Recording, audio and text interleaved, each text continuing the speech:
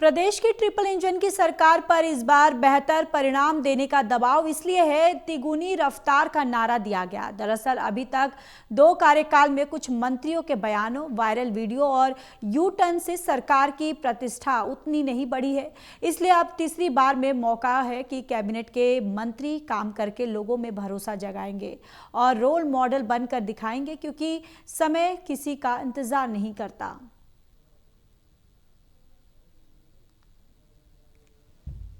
प्रदेश में खेल स्टेडियमों का सच सामने आने के बाद अब मांग उठने लगी है कि सरकार अपने मंत्रियों की काम के आधार पर रैंकिंग करे। जो अच्छा काम करे उनकी प्रतिष्ठा और काम जनता के सामने आना चाहिए। जब पीएम मोदी अपनी कैबिनेट के मंत्रियों की रैंकिंग कर सकते हैं तो यहां भी सीएम और पार्टी सरकार के मंत्रियों की रैंकिंग करें, वरना कई मंत्री तो अभी अपने काम पर ध्यान देने के बजाय बयानों और हंसी मजाक में सुर्खियों में बने रहना चाहते हैं। अरे भाई, अपने काम पर ध्यान दो। वैसे भी अब ट्रिपल इंजन सरकार तिगुनी रफ्तार वाला कार्यकाल है।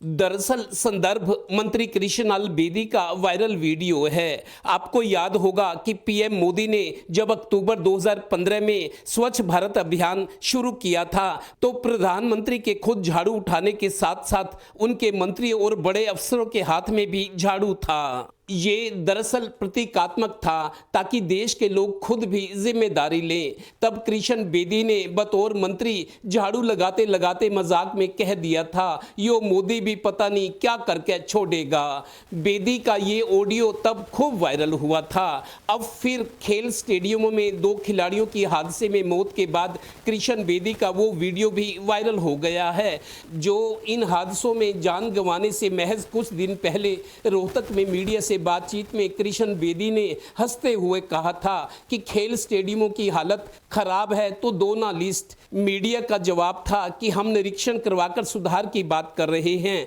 हम क्यों दे लिस्ट, ये सरकार का काम है। आपके पास कितनी लिस्ट है, कितने स्टेडियम की लिस्ट है आपके पास? वो लिस्ट दीजिए, हम चेक आउट करा लेते हैं, आपकी संख्या दूर कर देंगे। मैं अपने अधिकारियों को कह के डी साहब को चेक करा लेता हूँ। मंत्री का ये वीडियो भी अब 2 खिलाड़ियों की मौत के बाद खूब वायरल हो रहा है। प्रदेश के तत्कालीन शिक्षा मंत्री कंवरपाल सिंह ने यमुनानगर में मोदी के मन की बात कार्यक्रम शुरू होने से पहले पत्रकारों से मजाक में कह दिया था, शिक्षा मंत्री के लिए कौन सा ज्यादा पढ़ा लिखा होना जरूरी है, मुझे देखो मैं कितना पढ़ा लिखा हूं, प्रदेश का शिक्षा मंत्री हूं।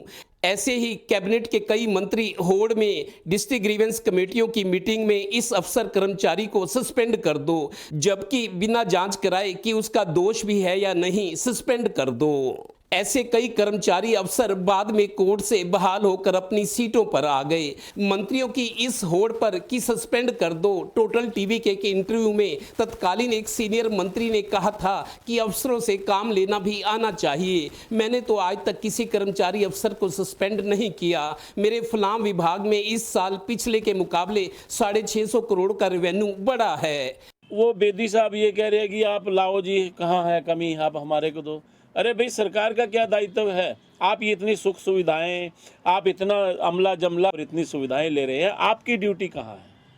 तो मेरा तो मानना ये है कि हमने अगर किसी को किसी पद पर बैठाया है तो उसके वो काबिल होना चाहिए। कैबिनेट के एक मंत्री ऐसे भी हैं जो हमेशा चर्चा में रहना चाहते हैं, ये उनका शगल है। और तो और तत्कालीन सीएम मनोहर लाल ने भी कई बार ऐसे बयान दिए, बाद में उन्हें यू टर्न लेना पड़ा। बीजेपी पार्टी में ऐसे बयानों या आचरण को बड़बोलापन माना जाता है। इसीलिए तो लोगों की ओर से भी मांग उठने लगी है। जब अफसरों, विद्यार्थियों और खिलाड़ियों की रैंकिंग होती है तो इन मंत्रियों की भी रैंकिंग होनी चाहिए। यहाँ भी तो मेरिट का सवाल है। बीती ताही बिसार दे आगे की सुधले।